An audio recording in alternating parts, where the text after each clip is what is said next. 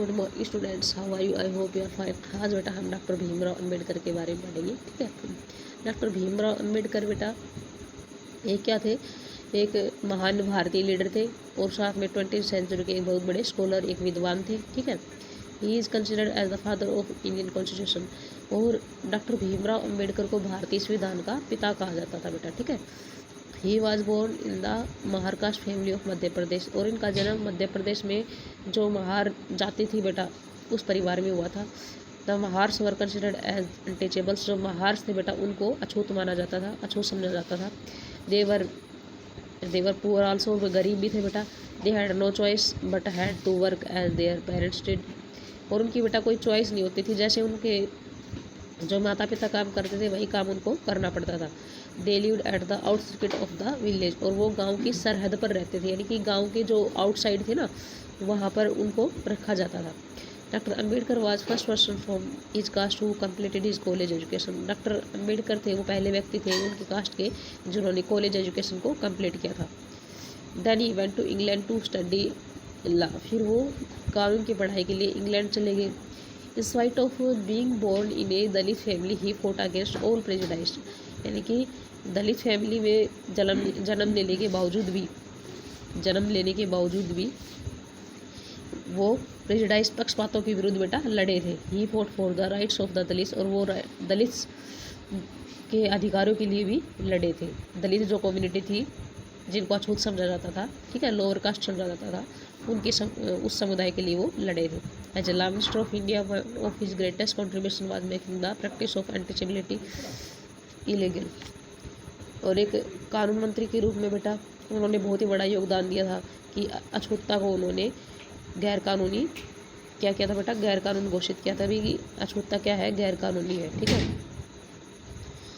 Doctor Ambedkar shares his first experience of caste-based discrimination in 1901 at the age of just 9 years. Doctor Ambedkar ने अपना पहला जो experience था, जो कास्ट बेस्ड डिस्क्रिमिनेशन होता है, भेदभाव, यानी कि जातीय जो भेदभाव के रूप में जो उन्होंने पहली बार जो जातीय भेदभाव देखा था 1901 में, वो उन्होंने अपना एक्सपीरियंस शेयर किया था जब वो 9 साल के थे। ठीक है। He and his brothers had to go to Koregaon presently in Maharashtra. वो और उसके जो भैया थे वो प्रेजेंटली महाराष्ट्र में कोरेगांव नामक स्थान था, वहाँ गए थे बेटा। At the railway station the station master first considered them ब्राह्मण चिल्ड्रन।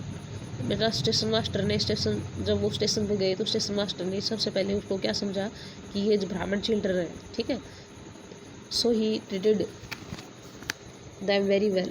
तो स्टेशन मास्टर ने उनके साथ बहुत अच्छा व्यवहार किया। ठीक है।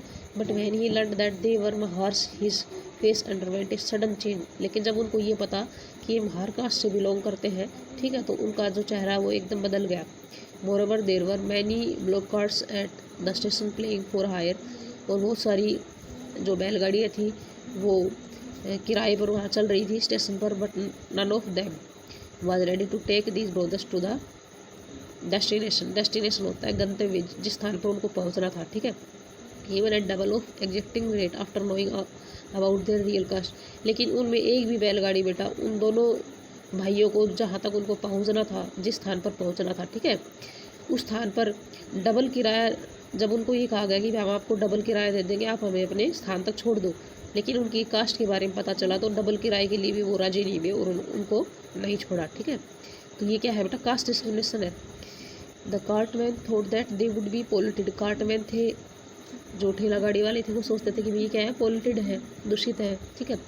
Also they thought that they would demean themselves by carrying passenger of the untouchables classes. Demean होता है कि नीचा दिखाना। ठीक है। तो मतलब वो सोचते थे कि अगर हम इन